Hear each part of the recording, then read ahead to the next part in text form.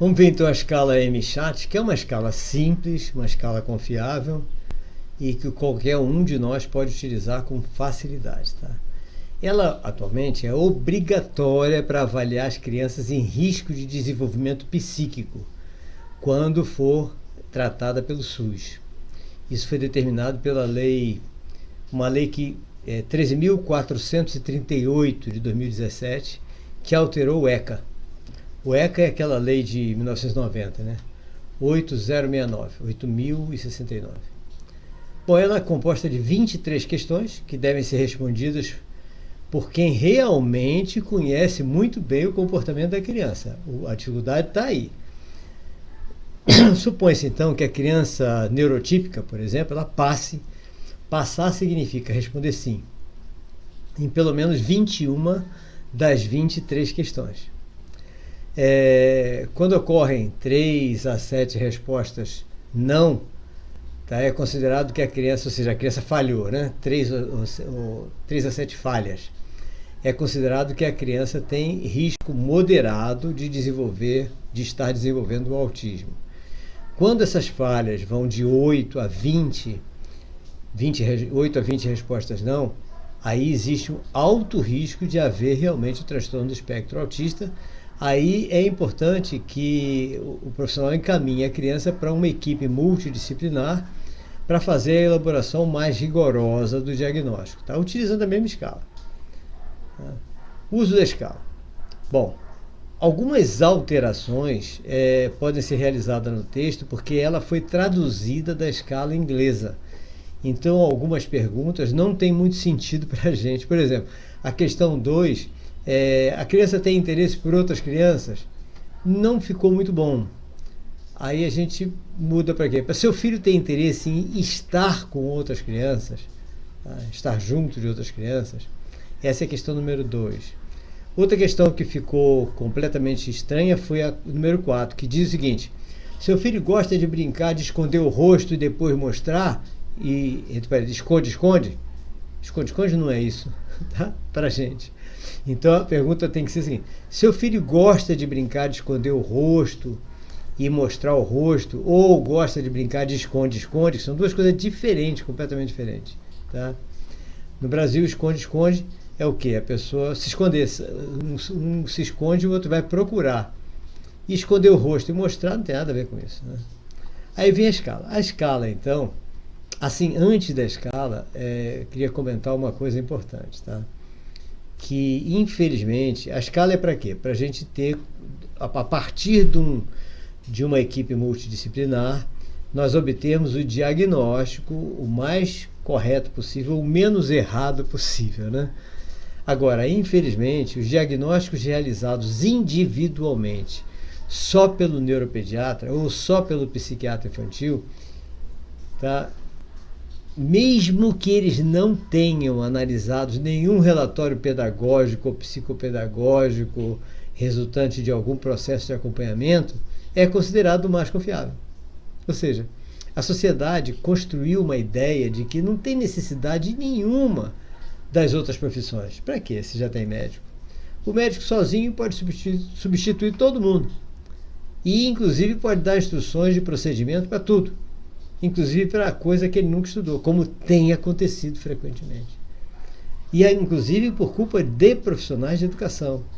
Vários profissionais de educação já chegaram para mim e disseram: o que eu vou fazer? Como é que eu vou trabalhar com essa criança autista na sala de aula se no laudo médico não diz como eu tenho que trabalhar com ela? Aí eu pergunto: no laudo médico, você vai fazer cirurgia na criança ou vai educar? Porque se você for fazer cirurgia, tudo bem, o laudo médico é importante. Se você vai fazer o tratamento clínico, tá bom, o laudo médico é importante, mas você vai educar. Quem entende educação é o professor. Então não tem que esperar laudo médico nenhum para fazer um procedimento com uma criança autista. Então, a partir do momento que nós temos essa escala, MCHAT, vamos então observar e vamos ver. Ela tem então uma série de comportamentos que significam com certeza que ela pode ter o transtorno do espectro autista. A partir daí, nós vamos então tratar a criança da maneira que nós sabemos tratar. Não precisa de laudo médico nenhum para fazer esse tratamento, que é o que? O educacional. E isso independente da criança ser autista, TDAH, TOD, seja lá o que for, esquizofrenia, lá o que seja. O que nós vamos fazer é o processo educacional normal, que é o quê? Identificar as habilidades, as competências, ensinar ela de maneira que a gente garanta a aprendizagem todos os dias a partir daquilo que ela sabe, para todo dia ela estar aprendendo alguma coisa a partir do que ela sabia ontem. Comparar ela sempre com ela mesma ontem, nunca com outras crianças. E é isso que o professor tem que fazer e é isso que o psicopedagogo tem que orientar os professores para fazer. Ok? Bom, a escala MCHAT-RF, que é a escala profissional e tudo, que é a que vai fazer a análise rigorosa, nós colocamos aí no manual como anexo 3.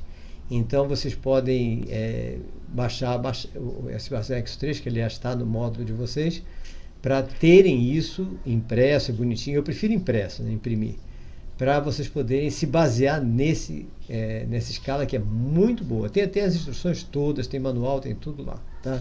Botei no anexo 3. Agora vamos ver a escala CARS. A escala CARS, C-A-R-S, ela já se baseia em 3 autores, que é o Hutter, Ritvo e Freeman.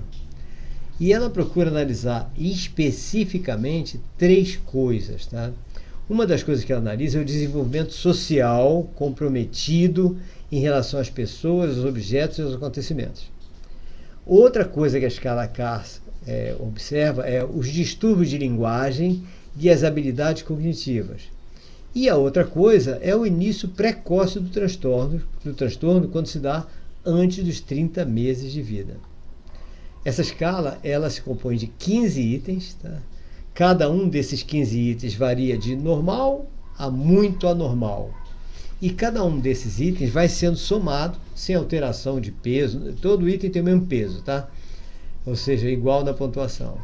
E tudo isso resulta numa pontuação final. Você vai somando e tem uma pontuação final. Então, o resultado de tendo 30 pontos, né, significa presença de autismo leve.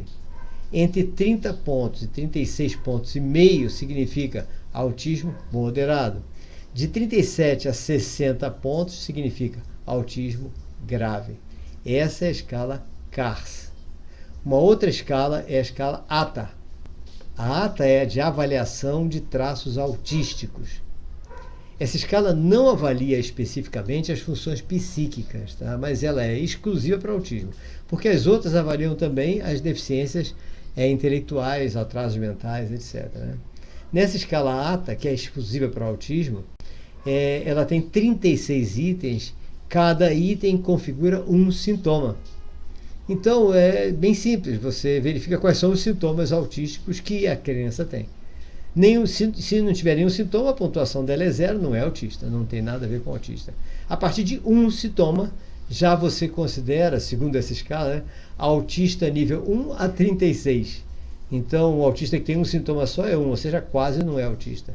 Um autista que tem 36 sintomas significa um autista de alto grau de autismo, né? Essa escala eu também coloquei aí para vocês no anexo 4, tá? Então, o anexo 4 tem essa escala aí para vocês. Vamos ver a outra escala? Outra escala é a ATEC. Essa escala ATEC, ela não é reconhecida pelo Conselho Federal de Psicologia, mas ela serve para acompanhar a eficácia dos tratamentos. Eu já usei essa escala várias vezes, embora não seja recomendado não seja aprovado pelo Conselho, né? Ela contém 77 questões e ela é dividida em 3 grupos. O grupo 1 é o da fala, da linguagem e da comunicação. O grupo 2, sociabilidade, sensibilidade sensorial e cognitiva. O grupo 3, física, saúde e comportamento. Então, com essa escala, você avalia, ela serve, não é para definir se o cara é autista ou se não é. Ela serve para você acompanhar a evolução daquele autista que você está acompanhando, tá? Então, você vê pela escala até que ele reduziu bastante, coisas assim, né? Outra escala é a escala ABC ou ICA. Essa escala é composta de um questionário com 57 questões. O que é isso? Ela visa identificar comportamentos com características autistas, né, em pessoas que já tenham retardo mental, que tenham também o retardo mental. Essa escala ajuda na elaboração do diagnóstico diferencial do autismo, Aí você vê se a criança está mais para autista ou mais para retardo mental. Elas foram organizadas em 5 grupos. Tá? Tem o grupo sensorial, o grupo de relacionamentos, o grupo do uso do corpo e de objetos, o grupo da linguagem e o grupo das habilidades sociais e de autoajuda. Tá? São 17 itens, com peso 4, significando se algum desses itens for observado, forte indicação para o autismo. 17 itens com peso 3, menos forte, com peso 17 com peso 2, menos forte ainda, e 17 itens com peso 1, que significa pouco indicadores do autismo. Aí no cômputo final, você faz uma soma com peso, né, com multiplicação pelo número. E o resultado médio dá 78 pontos validam o autismo. Já 44 pontos validam que ali está tendo um retardo mental grave. Tá? Tem um artigo completo para vocês dessa escala, que é bom tê-la, tá, para referência futura, que está no anexo 5. Ok? Depois nós vamos ver outras escalas.